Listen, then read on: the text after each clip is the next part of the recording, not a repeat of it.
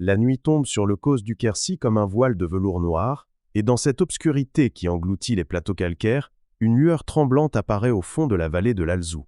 C'est une vision qui défie la raison, qui arrête le souffle des voyageurs épuisés sur le chemin.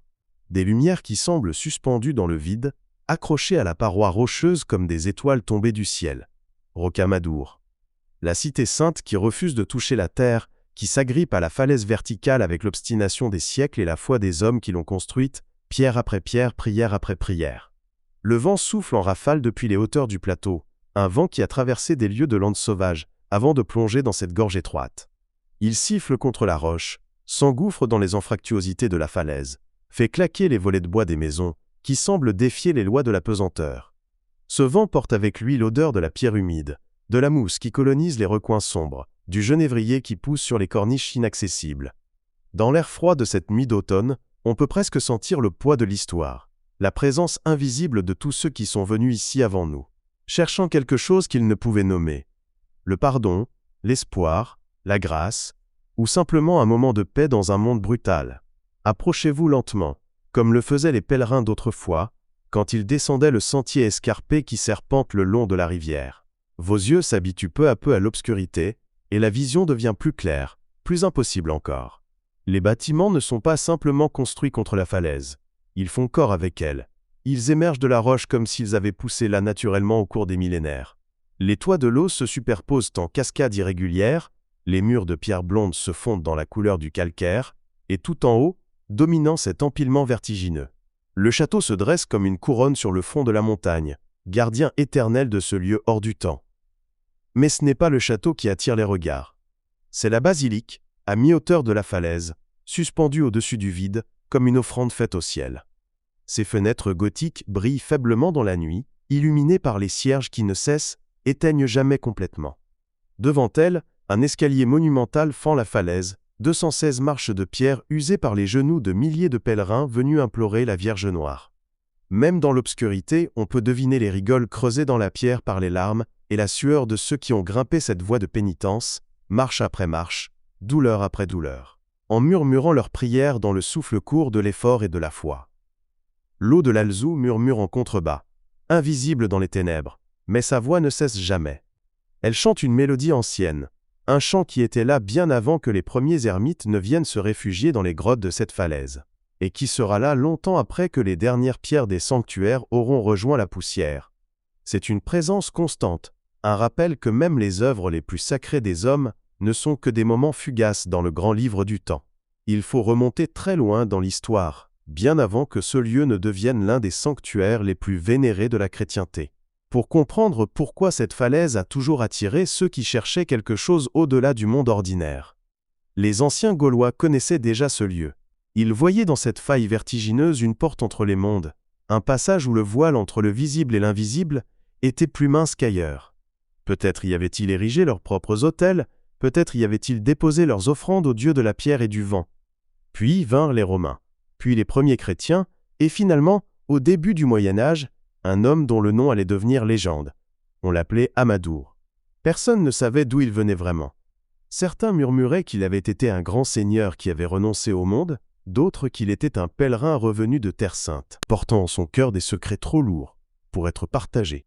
Les légendes les plus audacieuses affirmaient qu'il avait connu la Vierge Marie elle-même, qu'il avait été serviteur dans la maison de Zachée à Jéricho, et qu'après la mort du Christ, il avait embarqué avec Marie-Madeleine vers les côtes de Gaule. Mais ces histoires sont venues plus tard, brodées par la dévotion et le désir de merveilleux qui habitent le cœur des hommes.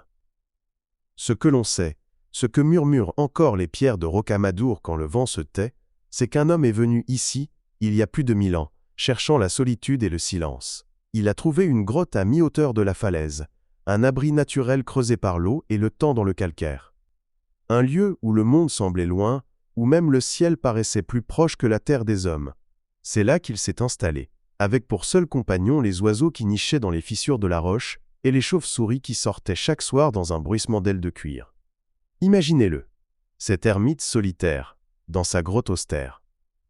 Une paillasse posée sur le sol de pierre, une croix rudimentaire, sculptée dans le bois flotté, ramassée au bord de la rivière. Une lampe à huile dont la flamme vacillante projetait des ombres dansantes sur les parois de la caverne.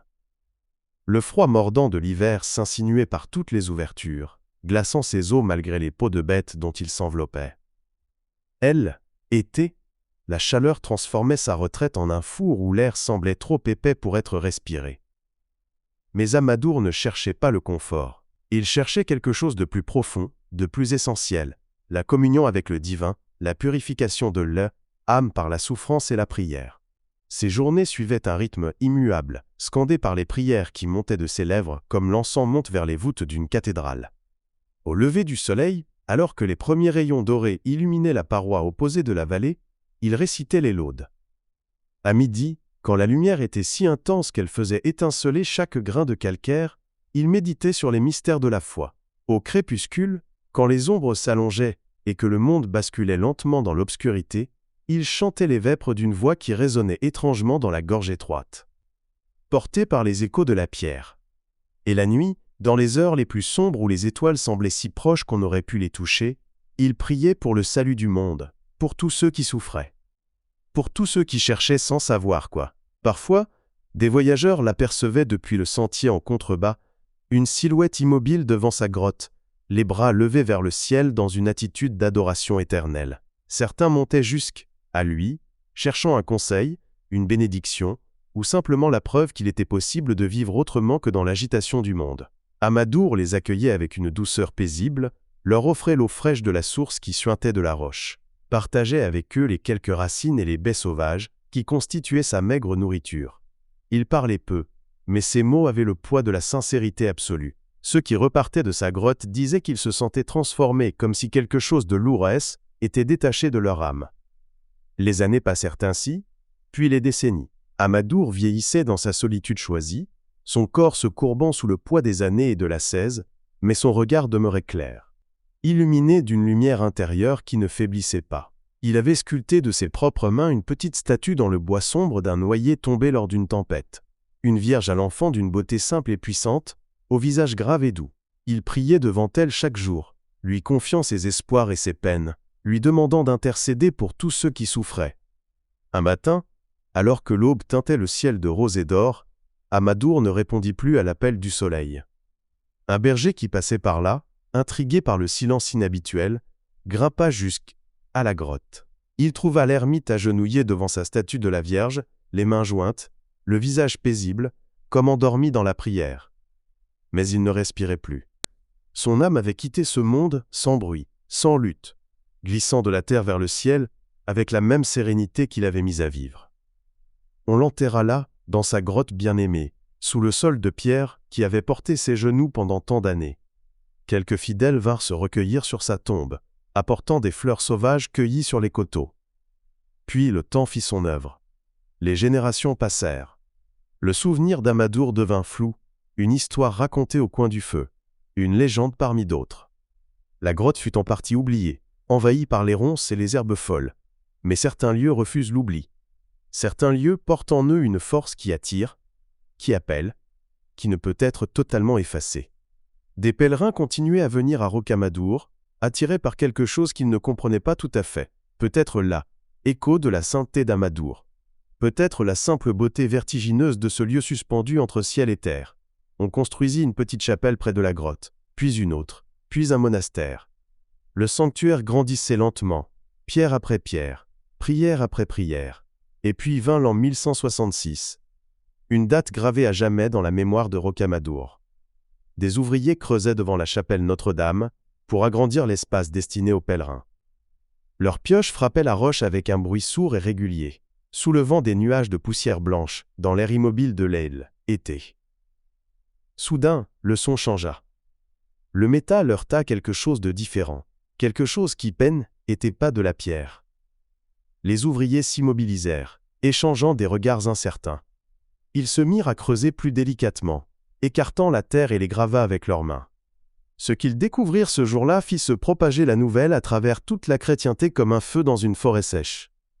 Un corps. Mais pas un corps ordinaire. Un corps parfaitement préservé, intact après plus de 1000 ans dans la terre. La chair n'avait pas connu la corruption. Les traits du visage étaient encore reconnaissables, paisibles, comme si l'homme dormait simplement. Était impossible, était contre toutes les lois de la nature, et pourtant était là, indéniable, tangible. Le prodige se répandit de bouche en bouche, de village en village, de royaume en royaume. Les savants vinrent examiner le corps, les évêques vinrent constater le miracle, les pèlerins accoururent par milliers. On comprit alors que Sri était Amadour, l'ermite oublié, dont la sainteté était si grande que même la mort et le temps n'avaient pu défaire son enveloppe mortelle. Des guérisons miraculeuses commencèrent à se produire près de sa tombe. Des aveugles recouvraient la vue, des paralytiques se levaient et marchaient, des mourants trouvaient soudain la force de vivre. Rocamadour devint du jour au lendemain l'un des plus grands centres de pèlerinage de toute l'Europe. Des routes convergèrent vers ce lieu depuis tous les horizons. Les rois venaient s'agenouiller ici, les puissants déposaient leurs couronnes pour gravir les marches comme les plus humbles des pénitents. Henri de Plantagenet, roi d'Angleterre et maître d'un empire qui, étendait des Pyrénées à Écosse, vint ici implorer le pardon pour le meurtre de Thomas Becket. Saint Louis, le roi de France qui incarnait l'idéal chrétien de son temps, fit 3 fois le pèlerinage à Rocamadour, gravissant les marches à genoux, les mains jointes. Le front incliné dans l'humilité et la dévotion.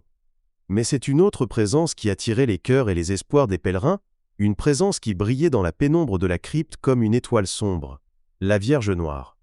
Certains disaient que était la statue sculptée par Amadour lui-même, d'autres qu'elle était bien plus ancienne, venue d'Orient avec les premiers chrétiens, ou même de plus loin encore. D'Aïd, Égypte peut-être, portant en elle la mémoire d'Isis et de toutes les déesses mères qui avaient été vénérées avant que le Christ ne marche sur cette terre. Descendons maintenant dans la crypte, en suivant les marches usées qui plongent dans les profondeurs de la roche. L'air devient plus frais, chargé d'humidité et d'une odeur complexe, où se mêlent l'encens, la cire des cierges, la pierre séculaire, et quelque chose d'autre, d'indéfinissable, peut-être simplement le parfum de la foi accumulé au fil des siècles. La lumière du jour s'estompe derrière nous, remplacée par la lueur tremblante des lampes à huile et des cierges qui brûlent dans les niches creusées dans la paroi. La crypte est petite, intime, presque étouffante dans son intensité spirituelle.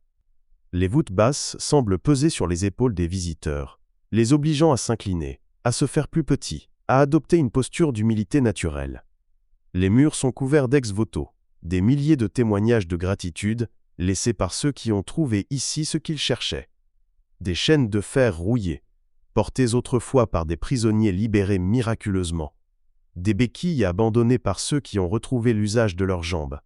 Des maquettes de navires suspendus au plafond, offertes par des marins sauvés de la tempête. Des plaques de marbre gravées de noms et de dates, célébrant des guérisons, des naissances espérées, des dangers évités. Et là, dans une niche creusée dans le roc vivant de la falaise, trône la Vierge Noire. Elle mesure à peine 70 cm de haut, mais sa présence emplit tout l'espace. Taillée dans du bois de noyer devenu presque noir avec les siècles, elle est assise sur un trône simple, l'enfant Jésus sur ses genoux. Leurs visages sont graves, leur regard fixe un point au-delà du visible, au-delà du temps. Pas de sourire, pas de douceur conventionnelle. Quelque chose de plus profond, de plus ancien, de plus vrai. La majesté et la puissance, mais aussi la compassion infinie pour toutes les souffrances humaines. Elle a été vêtue au fil des siècles de robes somptueuses, brodées d'or et d'argent, offertes par des reines et des princesses. Mais sous ces parures, c'est toujours la même présence mystérieuse, la même force tranquille qui émane du bois sombre. Combien de mains ont touché ce bois en murmurant des prières désespérées? Combien de larmes ont coulé devant elle? Combien de secrets ont été chuchotés dans la pénombre de cette crypte, confiés à celles qui écoutent tous les cœurs brisés? Juste au-dessus de la statue, suspendue par une chaîne de fer, une cloche attend dans le silence. Pas une cloche ordinaire. La cloche des miracles. Les anciens marins la connaissaient bien, et ils priaient pour ne jamais l'entendre, car si elle sonnait, c'est qu'ils étaient en grand danger quelque part sur les océans du monde. La légende racontait que lorsqu'un navire était sur le point de sombrer dans la tempête, quand les vagues se dressaient comme des montagnes, et que l'équipage récitait ses dernières prières. Si quelqu'un invoquait la Vierge de Rocamadour, la cloche sonnait d'elle-même dans la crypte, 3 coups clairs et distincts qui résonnaient dans la pierre. Et au même instant, sur l'océan déchaîné, le vent tombait, les vagues s'apaisaient, et le navire était sauvé. Des centaines de témoignages ont été consignés au fil des siècles. Des capitaines juraient avoir vu la cloche sonner sans que personne ne la touche, tandis qu'au même moment, à des centaines de lieues de là, leur navire échappait miraculeusement à la destruction. Les sceptiques haussaient les épaules, parlaient de coïncidences, de mécanismes cachés, de superstitions de marins. Mais ceux qui avaient entendu la cloche, ceux qui l'avaient vu trembler et chanter, sans qu'aucune main humaine ne l'effleure, ceux-là savaient qu'il y avait des forces dans ce monde qui dépassent la compréhension de la raison. Même aujourd'hui, dans le silence nocturne de la crypte, quand les derniers visiteurs sont partis et que les moines ont éteint presque toutes les lumières, on peut imaginer entendre un léger tintement, un frémissement métallique qui pourrait être le vent, ou la dilatation du métal, ou peut-être, qui sait, l'écho d'un miracle en train de se produire quelque part dans le vaste monde. Mais Rocamadour garde encore d'autres secrets, d'autres légendes tissées dans sa pierre. Au-dessus de la chapelle Notre-Dame, fichée dans la falaise à une hauteur vertigineuse, une épée attend depuis des siècles. Pas une épée ordinaire. Durandal. Elle, épée de Roland. Le plus valeureux des paladins de Charlemagne, le héros dont le corps sonna une dernière fois dans le défilé de Roncevaux avant que la mort ne l'emporte. L'histoire de cette épée est une histoire de gloire et de tragédie, de bravoure et de sacrifice. Elle remonte à l'année 778, quand l'armée de Charlemagne revenait d'une expédition en Espagne. L'arrière-garde, commandée par Roland, neveu de l'empereur et parangon de chevalerie, fut attaquée dans les montagnes des Pyrénées par une force écrasante de Sarrasins. La bataille fut terrible, sanglante, sans merci. Un par un, les compagnons de Roland tombèrent, malgré leur courage surhumain. Le comte Olivier, ami d'enfance de Roland, mourut dans ses bras. L'archevêque Turpin, qui maniait épée aussi bien que la croix, écroula couvert de blessures. Roland se retrouva seul, adossé à un rocher, entouré par une marée d'ennemis. Il tenait encore Durandal, son épée légendaire forgée par Wayland le forgeron, épée qui avait tranché tant d'armures, brisé tant de lances, fait trembler tant de cœurs. Dans sa garde étaient enchâssées des reliques sacrées, une dent de Saint-Pierre, du sang de Saint-Basile, des cheveux de Saint-Denis, un morceau du voile de la Vierge Marie. Cette épée était plus qu'une arme. Cavie était un symbole, un trésor de la chrétienté, et Roland ne pouvait supporter l'idée qu'elle tombe entre les mains des infidèles. Rassemblant ses dernières forces, sentant sa vie échappée de lui par les blessures béantes qui couvraient son corps, Roland essaya de briser Durandal. Il la frappa contre un rocher avec une violence désespérée, mais l'acier sacré ne se rompit pas. Il frappa encore, et chaque coup faisait jaillir des étincelles et fendait la pierre, mais l'épée demeurait intacte.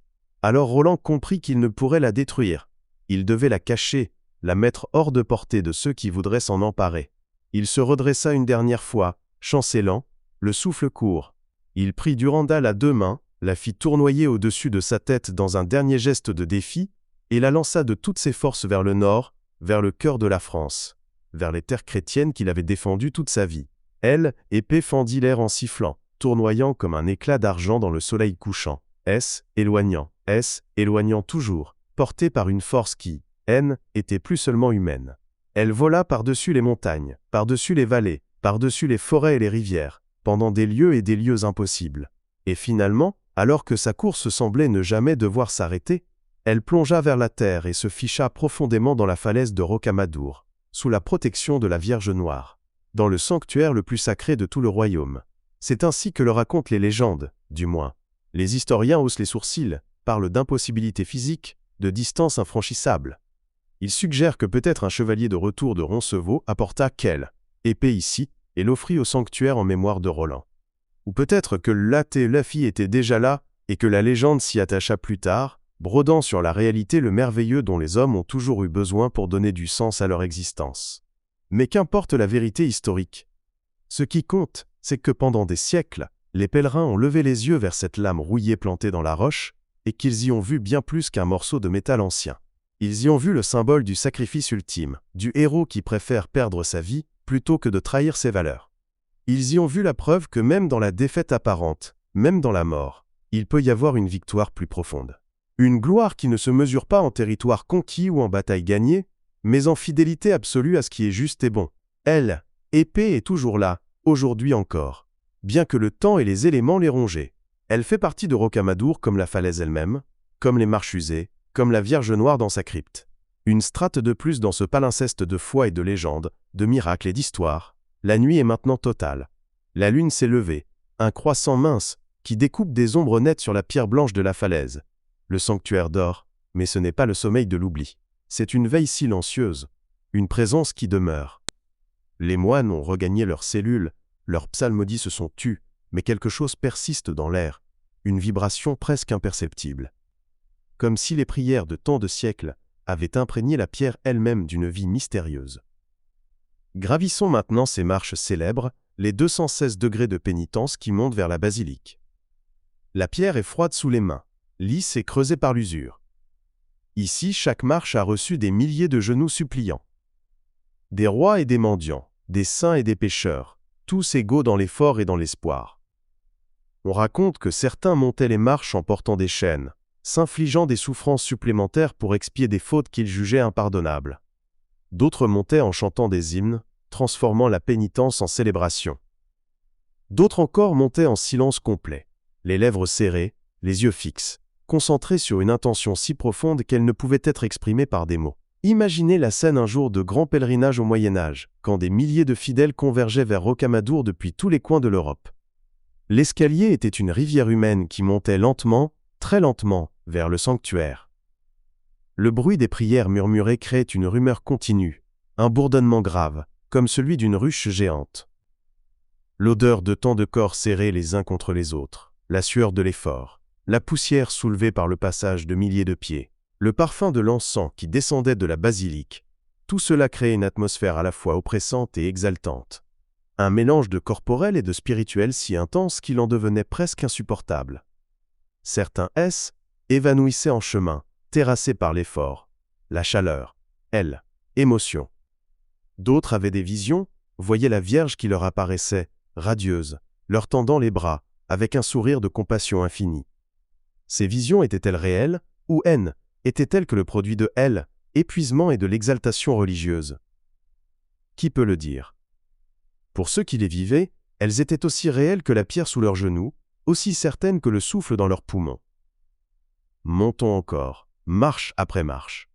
Le vent se fait plus fort à mesure qu'on s'élève. Il siffle autour des contreforts de la basilique, fait gémir les vieilles poutres de chêne, agite les bannières et les oriflammes suspendues au-dessus du portail. La vue étend maintenant sur toute la vallée, plongée dans l'obscurité bleue de la nuit. Les rares lumières des hameaux lointains scintillent comme des lucioles. On se sent suspendu entre ciel et terre, dans un espace qui n'appartient pleinement ni à l'un ni à l'autre. Le portail de la basilique est massif, clouté de fer forgé, orné de sculptures qui ont survécu aux siècles et aux guerres. Des saints et des prophètes nous regardent depuis la pierre, leur visage usé par le temps mais toujours expressif, toujours vivant. Poussons cette porte. Elle s'ouvre avec un grincement profond, comme un soupir, et entrons dans l'espace sacré. L'intérieur de la basilique est plongé dans une pénombre dorée. Quelques cierges brûlent encore devant les autels latéraux, projetant des ombres mouvantes sur les piliers romans. L'odeur de l'encens est plus forte ici, presque étourdissante, mélangée à celle de la cire et de la pierre froide. Nos pas résonnent sur les dalles usées, chaque bruit amplifié par l'acoustique exceptionnelle de la voûte en berceau. Les fresques médiévales qui ornaient autrefois les murs ont presque disparu, rongées par l'humidité et le temps. Mais par endroits, on peut encore deviner des fragments. Un pan de robe bleue, un nimbe doré, une main levée en bénédiction. Ces traces fantomatiques du passé ajoutent à l'atmosphère de mystère qui règne ici. On a l'impression que les siècles ne se sont pas succédés mais se sont superposés, que toutes les époques existent simultanément dans cet espace, que les pèlerins du XIIe siècle prient à côté de nous. Point invisible mais présent. Approchons-nous de l'autel principal. Il est simple, presque austère, en contraste avec la richesse baroque de certaines églises. Une croix de bois sombre, un tabernacle de pierre, quelques chandeliers de bronze patinés. Mais cette simplicité même a quelque chose de puissant. Elle rappelle que l'essentiel n'est pas dans la splendeur des ornements, mais dans l'intention du cœur, dans la qualité du silence intérieur, dans la capacité à s'ouvrir à quelque chose qui nous dépasse. Agenouillons-nous ici, comme l'ont fait tant de millions de personnes avant nous. Sentons le froid de la pierre qui monte dans nos genoux, qui nous ramène à notre corporalité, à notre fragilité. Écoutons le silence. Il n'est pas vide, ce silence. Il est plein, dense, vibrant d'une présence qui ne peut être nommée, C'est le silence de l'attente, de l'espérance, de la foi qui persiste, malgré tous les doutes et toutes les épreuves. Les murs de la basilique ont entendu toutes les prières possibles. Des prières de gratitude pour des miracles reçus, des prières de supplication pour des grâces espérées, des prières de désespoir, murmurées par des âmes au bord du gouffre, cherchant une dernière raison de ne pas céder à l'abîme. Des prières de joie pure, chantées par des cœurs débordants d'un bonheur qu'ils ne peuvent contenir. Des prières de confusion, balbutiées par ceux qui ne savent plus ce qu'ils croient ni ce qu'ils cherchent, mais qui sont venus ici poussés par une intuition qu'ils ne comprennent pas eux-mêmes. Et la basilique les a toutes accueillies, sans jugement, sans préférence. Car c'est là la nature des lieux véritablement sacrés. Ils ne rejettent personne. Le saint et le pécheur, le savant et l'ignorant, le puissant et le misérable, tous sont égaux devant le mystère qui habite ces pierres. Sortons maintenant, remontons encore vers le château qui couronne la falaise. Le sentier est étroit, escarpé, bordé de précipices vertigineux.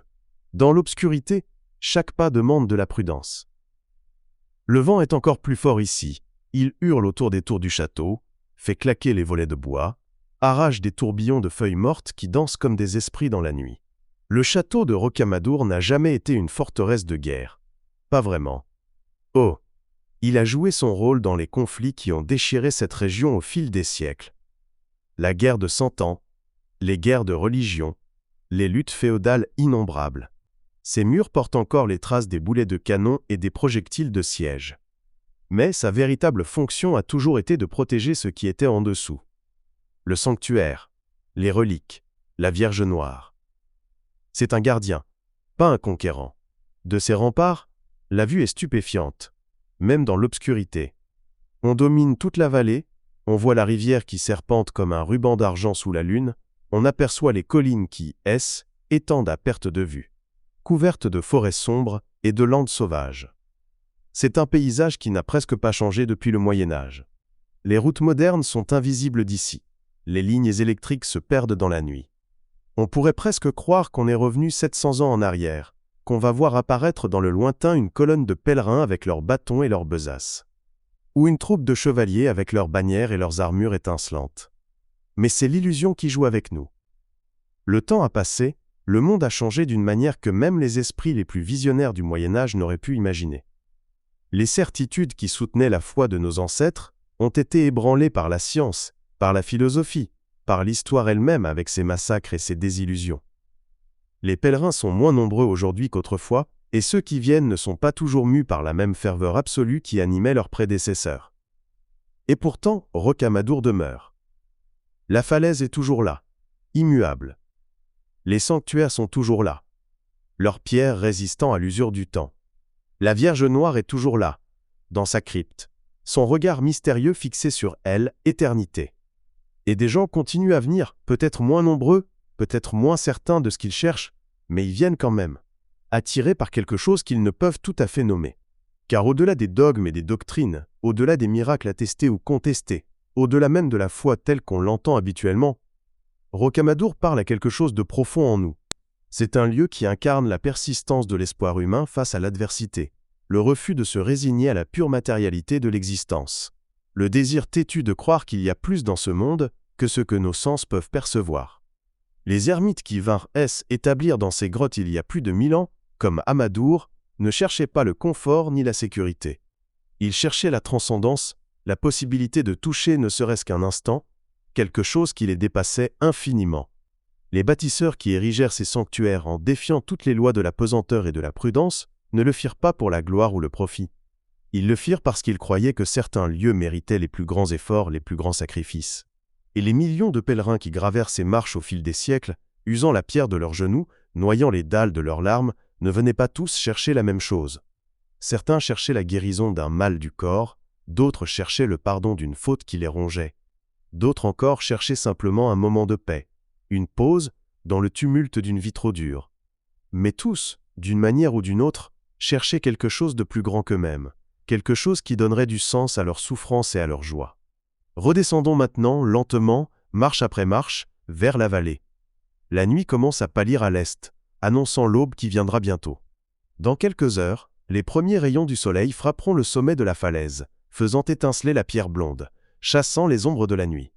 Les moines se lèveront pour les matines, leur voix élèveront dans la basilique, perpétuant une tradition millénaire de prière et de louanges. Les premiers visiteurs arriveront, appareil photo en main, guide touristique sous le bras, admirant la beauté du lieu sans toujours en percevoir la profondeur spirituelle.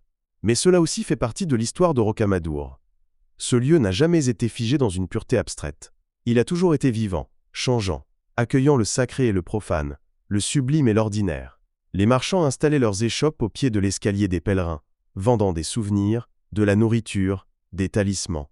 Les tavernes étaient pleines de voyageurs qui buvaient et riaient après avoir accompli leur pénitence. La vie, dans toute sa complexité bruyante et contradictoire, a toujours fait partie de ce sanctuaire. Car c'est peut-être là la véritable leçon de Rocamadour. Le sacré n'existe pas dans une sphère séparée, pure et intouchable. Il est là, mêlé au quotidien, à la sueur et à la fatigue, à la joie et à la peine. Il est dans la marche lente d'un pèlerin âgé qui grimpe péniblement les marches, dans le sourire d'une mère qui serre son enfant contre elle après avoir prié la Vierge. Dans le silence émerveillé d'un visiteur qui découvre pour la première fois la vue depuis les remparts du château. Le sanctuaire dans la falaise n'est pas qu'un monument du passé, une curiosité historique à admirer et à photographier. C'est un lieu vivant, qui continue à poser les mêmes questions essentielles qu'il posait il y a 1000 ans. Qui sommes-nous? D'où venons-nous? Où allons-nous? Y a-t-il quelque chose au-delà de ce que nous voyons? Pouvons-nous espérer, malgré tout, malgré la douleur et la mort, malgré l'injustice et l'absurde? Rocamadour ne donne pas de réponse facile. Il n'offre pas de certitude confortable. Mais il offre un espace pour ces questions, un lieu où elles peuvent être posées sans cynisme, où elles peuvent résonner dans la pierre et dans le silence, où elles peuvent être portées par le vent qui souffle depuis les hauteurs du Causse. Et peut-être que c'est suffisant. Peut-être que c'est même tout ce dont nous avons besoin. Un lieu où nous pouvons être pleinement humains, avec nos doutes et nos espoirs, nos peurs et notre courage, notre fragilité et notre désir inextinguible de beauté et de sens. La nuit cède maintenant la place à l'aube. Une lumière douce, presque timide, commence à éclairer la vallée. Les oiseaux éveillent, leur chant monte dans l'air frais du matin. La falaise de Rocamadour émerge lentement de l'obscurité, révélant à nouveau son incroyable architecture. Cette fusion impossible de la main de l'homme et de l'âle, œuvre du temps.